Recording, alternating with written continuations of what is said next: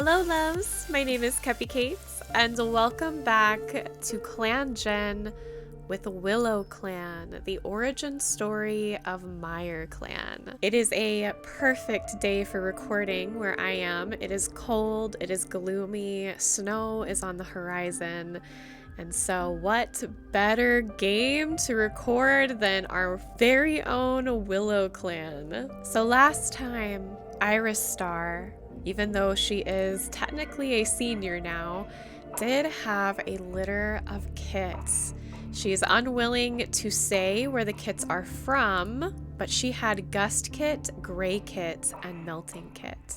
During the last moon, however, the sickness has spread, and unfortunately it has spread to the leader and new mother, Iris Star. Gust Kit is also infected with the curse of the wilted willow, but Raccoon Creek has somehow managed to push past the curse, and even though she still has mushrooms protruding from her body, they are no longer growing, she's no longer blacking out, she's no longer having seizures, and the dreams are starting to fade. This gives River J a lot of hope, and now with Raccoon Creek following in her footsteps, perhaps she can also help find a cure to this curse. There are not many cats available to go on patrol right now, but food still needs to be found, especially for those who are trying to recover from injury,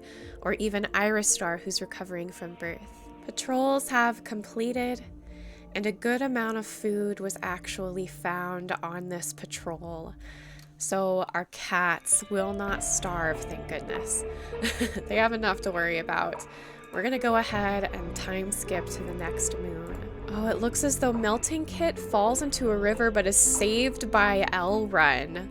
Good on L Run for coming in to save the day. As for health, Rot Whisker's sprain has healed. Raccoon Creek no longer has a thorn in their paw, and as the stores of herbs are inspected by the medicine cats, some of the time went bad. So other than that, everything is fine. Again, I'm not really reading this. We'll get to see how this works out when we check relationships when looking at our cats. I just love this new art. It's so great. So this is the new art for when you happen to see a fox over prey of some kind. And it didn't quite work out for our cats, but I have to admire this artwork. There is some slight gore, obviously, so if that bothers you, I apologize. Oh, this is a different art piece for kind of a similar situation, but this fox looks a lot more nervous. Starling Dapple actually travels to other clans to bring them an important message. It is possible that Starling Dapple is telling other clans about the sickness that is happening amongst their own clan and warning other cats about it. I wonder if any other cats out there would even know what the curse is, but I'm sure it will keep them far away. Look at this art, is amazing! A rabbit burst out from cover, startling the patrol, but it has too great of a head start. Whoever is doing the art for this, you're doing a great job. This is beautiful. The patrol finds a small burrow in the ground with a strange scent. They hesitate, unsure if this is worth checking. The burrow turns out to be empty, the smell nothing but stale air and a slight tang of sickness. Whatever used to live here is gone now. Checking the burrow was a waste of time. Interesting that it smelled of sickness. Maybe this sickness is something they recognize very well from Raccoon Creek, who also had that same tangy smell, similar to rotting mushrooms. Oh my gosh, this art! As River J pads through Willow Clan territory, they feel a presence join them. With a respectful nod, River J pauses, tucks their paws together neatly, and sits to converse with the Star Clan cat. I wonder who she spoke with. If we look at Star Clan, it could be any of these cats that we've lost. Wait, what is this unknown residence? So we have Star Clan, unknown residence, and then Dark Forest. Another new beautiful piece of art. As the Medicine Cat's patrol pads out into Willow Clan territory, Riverjay tells Raccoon Creek about the dream they had last night and what the Star Clan vision could mean for Willow Clan. So maybe Riverjay is talking about the moment she had the other day when she was conversing with a Star Clan cat. Raccoon Creek takes Riverjay aside, giving them the full benefits of Raccoon Creek's experience as they discuss Riverjay's vision. As a medicine cat, they don't take the responsibility lightly, and both of them work together to divine the vision's meaning. And so, I do believe that one of our Star Clan cats is trying to connect with our medicine cats. They're trying to warn them, but something keeps pushing them away. Something dark keeps making a barrier, spreading its roots into the vision to cloud any message that these cats could be sending to the living cats of Willow Clan. Oh, I haven't read this one before. So the cats come across a burrow like before. Inside the burrow is a rabbit, curled up and alone. How sad. Perhaps a buck recently kicked from his birth warren. Whatever the case, this rabbit will feed the clan now. It is now the 20th moon. 5 more moons have passed, and I will need to make rolls for the 2 cats that are currently infected with the curse of the wilted willow. And I will need to make a roll to see if the sickness spreads. Iris Star is having trouble staying conscious. She is now back in the medicine den, and she's having dark, dark thoughts. Thoughts of even making kits apprentices at only 4 moons old. Her mind is clouded with hate and a desire to make the clan bigger, faster if she can. On this moon, she does not recover. She gets worse. And just as it had happened to Raccoon Creek, Iris Star is starting to show little bulbs of mushrooms growing out of her body. The ones that, if you press on them, the spores are released. Both Riverjay and Raccoon Creek are shocked, frightened, and worried for their leader. But she is incapable of leading. She is incapable of patrols.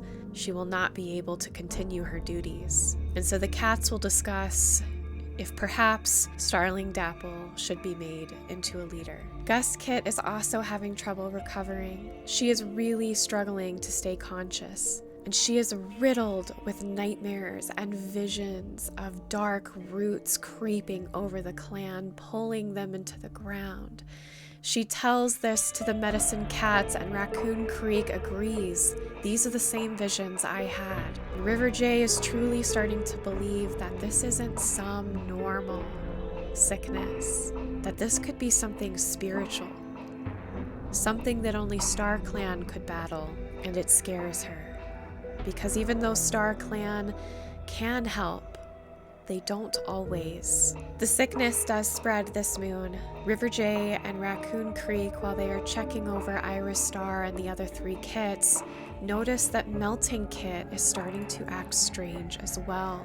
He is running a fever, his ears are warm, his nose is a bit runny, and he is also having trouble staying conscious. The cats are struggling now. Some are even contemplating if they ever should have come here. But Riverjay begs to give her a chance to see if she can find a way to defeat the sickness or curse. So while our medicine cats are out on patrol, Raccoon Creek is startled by weird sounds and whispers on the wind. She follows the sound of faint wailing. They end up finding a queen who lost their life in a harsh kidding. Their newborn kits clinging to a body that will never move again. Raccoon Creek instantly wraps themselves around the kits and orders Riverjay back to the camp to find help and a queen willing to nurse them. So now we have Jump Kit and Milk Kit. Let's go check them out. And here is little Jump Kit. She is a young female kit with a short-furred marbled pelt and cyan-colored eyes.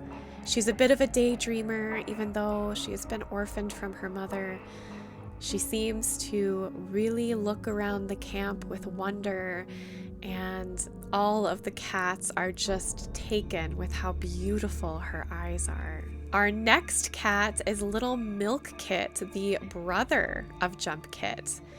He is also a young male kitten who has a long two-colored coat with heather blue eyes and a charming personality. He is definitely going to be quite the prince. But now we have to roll to see if these kits possibly get infected. They're not going to come into the clan infected, but the only nursing queen is Iris Star, and she's very infected. Fortunately, these kits do not get infected. Even though they take the milk from Iris Star, the curse does not embed itself into their bodies. We've moved on to the 21st moon, a very special moon. Iris Star is in no condition to do the apprentice ceremony, and so Starling Dapple takes her place. She announces that Gustpaw will be apprenticed by Elrun. And even though Gustpaw is feeling ill and is having trouble with the dark visions, she is determined to push past and be a warrior for this clan and for her mother. Greypaw touches noses with Grouskip and hopes that they'll get to hunt first so they can make sure the clan is fed. And then surprising Rotwhisker, the first thing that Melting Paw asks to do once the meeting ends is gather moss so everyone has fresh bedding. I believe that little Melting Paw, even though they also don't feel well, wants to make sure that their mother is comfortable because she is struggling to survive. As per the request of Iris Star, she wants to test her kits, and so each newly made apprentice is going to have to take their very first patrol on their own. So Greypaw, on their very first patrol, is very tempted to eat the prey that they caught. However, they resist the temptation, and they end up getting a few more great catches to make sure the elders are fed, especially their mother. Now Gustpaw finds a small burrow in the ground with a strange scent. They hesitate, unsure if it is worth checking. I will have to proceed. Inside the burrow is a rabbit, curled up and alone. So this is the same as before. It looks like Gustpaw, despite feeling very bad, being riddled with this sickness, this curse, StarClan has given them some mercy with an easy kill for the clan. Did I not realize that Starling Dapple and Riverjay became mates? Did I forget that, or did that just happen? Oh no, it just happened. Riverjay confessed their feelings to Starling Dapple and they have become mates? Starling Dapple and Riverjay are mates? That is amazing! Oh my gosh, I need art of this, like right now. Oh dear. So trailing behind the patrol, there's a mighty crash above Gustpaw. They look around wildly just as the world is blotted out by a tangle of heavy falling branches. Without letting themselves panic, Elrun carefully assesses the branches trapping their clanmate, then throws their weight onto one, acts as a lever, forcing the entire pile up and allowing Gustpaw to scrabble free. Shaken but grateful. I think Gustpaw, with their sickness, is not paying attention as well. And whereas another cat may have noticed this faster and been able to get out of the way of the falling branches, Gustpaw could not. The sickness is affecting how they go on patrols. So Riverjay takes a huge risk for the clan, seeing herbs that they need right across the border of Sparrow Clan. So she starts to step over the border, but a hiss stops them in their tracks. A Sparrow Clan patrol is running their way. They force their fur to lie flat as the patrol approaches and swiftly blurt out that they're a medicine cat. One of the warriors snarls, and they can't spare any herbs for other clans, and Riverjay needs to leave. They oblige quickly.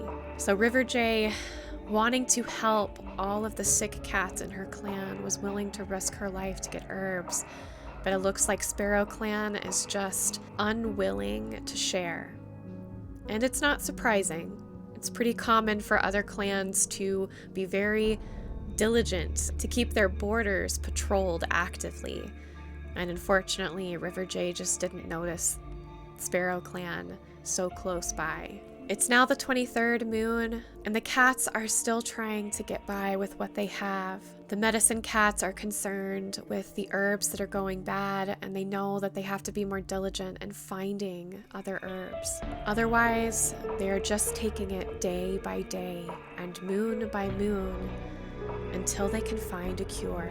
That is all the time I have for this episode, y'all. I hope you enjoyed it. If you did, tickle and poke that like button, subscribe to join our family if you haven't already, and jingle the bell so you're notified of when I post clangen stories. Also, feel free to join Discord if you are over the age of 13, and you're welcome to follow me on Twitch if you want more content. I love you guys. Thanks again for watching, and I will see you next week for more of Willow Clan. Bye!